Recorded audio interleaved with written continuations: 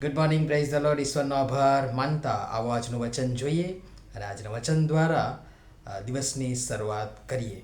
કોપને દિવસે દ્રવ્ય કંઈ કામ આવતું નથી, પણ નેકી મોતથી ઉગારે છે.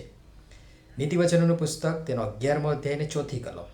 આજનો વિચાર: ખ્રિસ્તમાં અતિ પ્રિયવાલા મિત્રો, પ્રભુ ઈસુ ખ્રિસ્તના ઉદ્ધારક નામમાં આપ સર્વને સવારની પ્રેમી સલામ. કોપ, ઈશ્વરના કોપને હજી આપણે માણસોએ જોયો જ ક્યાં છે? જૂના કરારમાં કેટલાક પ્રસંગો એની ઝલક આપણને પૂરી પાડે છે ને બતાવે છે કે જેમણે ઈશ્વરનો કોપ જોયો તેઓ પછી પાછા જોવા મળ્યા નથી. જો તમને યાદ હોય તો. બાકી મને તો યાદ જ છે, કારણ કે આપણે એ સમયમાં ઘણું ગુમાવ્યું છે અને એ વધારે સમય થયો નથી, તાજું જ છે, હમણાંનું જ છે. હા, એ પીડાદાયક સમય કોરોના કાળ. ઘણા લાંબા સમય પછી આખું વિશ્વ સાહેબ થંભી ગયું. આટલી પ્રગતિ, હરણફાળ, શોધ, અત્યાધુનિક વૈજ્ઞાનિક જમાનો અને આટલા સાધનો, સુવિધા, સગવડ, વ્યવસ્થા, સવલતો છતાં માણસ સાવ લાચાર અને વામણો નહીં પણ એકદમ પાંગડો બની ગયો. કુદરત, ઈશ્વરની આગળ માણસનું બેસુમાર ધન, દોલત, સંપત્તિ, મિલકત, દ્રવ્ય કશે કામ આવ્યું નથી. લોકોએ પોતાની સંપત્તિ, તમે વાંચ્યું પણ હશે, વિડીયો જોયા પણ હશે, એ સંપત્તિ, ધન, રૂપિયા કાગળની જેમ, કાગળના કતરણની, કચરાની જેમ રસ્તા પર ઉડાવી દીધા. મહેલ, મહેલાતો અને નોકર ચાકરથી ધમધમતા આલિશાન બંગલા સાવ સૂના પડી ગયા. કોઈ વાલી વારસ નથી રહ્યું. વર્ષો પહેલાં ઈશ્વરે આ બધું વચન મારફતે આપણને બતાવી જ દીધું છે, છતાં આપણી આંખો ઉઘડતી નથી.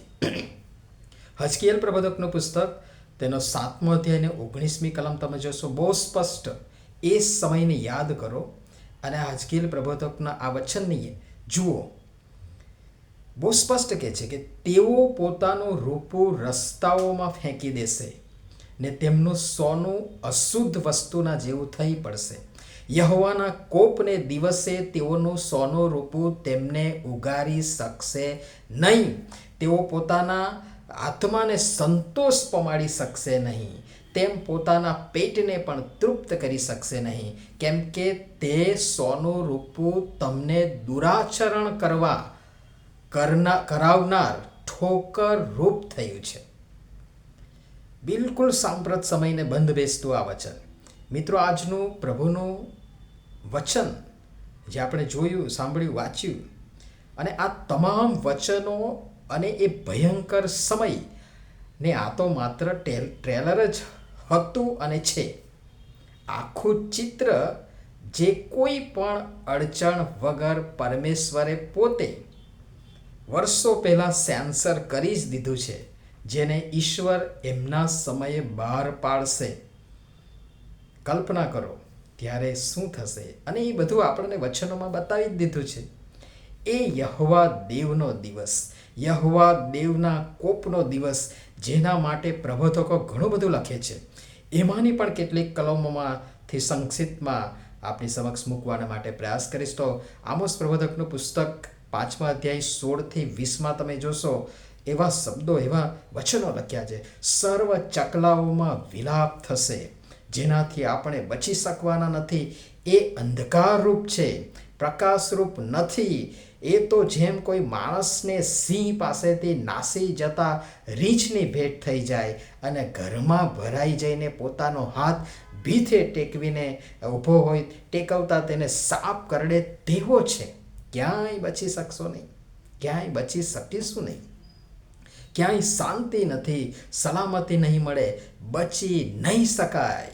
માણસ ગમે તે કરે, આકાશમાં ચડી જાય, પરોળિયાની પાંખો લઈને ઉડી જાય, વિમાન, ચાર્ટર્ડ પ્લેન, હેલિકોપ્ટર, ગમે તે સેઓલમાં પથારી નાખે, એ ભૂગર્ભમાં ઘર બનાવે, ટનલ્સ બનાવે, સબમરીન, પનડુબ્બી વગેરે જેવી વ્યવસ્થાઓ તેને પ્રાપ્ત થાય, છતાં માણસ બચી શકશે નહીં. યત્ર તત્ર સર્વત્ર ઈશ્વરની હાજરી છે ને માણસ નાસી જઈ શકશે નહીં. પાપનું પરિણામ એ તો આપણે ભોગવવું જ પડશે. અને માટે જ પ્રભુ ઈસુ ખ્રિસ્ત કહે છે, માથથી લખેલી સુવાર્તા, બધું નહીં કહીશ, બધા વચનો નહીં આપીશ, પણ તમે સમય મળે તો તેને જોવા પ્રયાસ કરશો. માથથી લખેલી સુવાર્તા 6 અધ્યાયને 19-20 કલમ મુજબ, પૃથ્વી પર પોતાને સારું દ્રવ્ય એકઠું ન કરો, પણ તમે પોતાને સારું આકાશમાં દ્રવ્ય એકઠું કરો. દ્રવ્ય ખોટું નથી, મેં અગાઉ પણ કહ્યું છે. દ્રવ્યની લાલસા અને એમાં સતત વધારો કરવાની જે સ્વાર્થી વૃત્તિ છે, અને તે માટે માણસ જે હથકંડા અપનાવે છે, છીનવી લે છે, તેની સામે વાંધો છે. દ્રવ્યના જોરે માણસોની અહીંની વ્યવસ્થામાં ને વ્યવહારમાં આપણે કામ કઢાવી લઈશું, વહીવટ કરી નાખીશું, પણ ત્યાં અને તે સમયે યહોવા દેવના દિવસે, ઈશ્વરના કોપના દિવસે ને તેમની આગળ નહીં. પ્રભુ સમજવા પણ સર્વની સહાયતા મદદ કરો. પ્રાર્થના કરીએ. પ્રેમાળ પિતા, તમારા અદ્ભુત અને પરાક્રમી વચનોના માટે અમે તમારો આભાર માનીએ છીએ. નાશવંત જગત અને તેની અસર હેઠળ નાશવંત દ્રવ્યની પ્રાપ્તિની ઘેલછા અમને માણસોને માણસ મટી, દુષ્ટ, હેવાન, કપટી, દુરાચારી, છળ કપટ કરનારા, સ્વાર્થી બનાવે છે, જે અમને તમારા કોપનો ભોગ બનાવે છે. અમને ક્ષમા કરો. અમને નાશવંત દ્રવ્ય નહીં, પણ જેનો કદી કોઈ નાશ ન કરી શકે, ન લૂંટી શકે, ન ચોરી શકે, ન કોઈ બગાડી કરી શકે, એવું આકાશમાં દ્રવ્ય એકઠું કરવાની સમજણ આપો. પ્રભુ ઈસુના નામમાં, આમેન. ધન્યવાદ.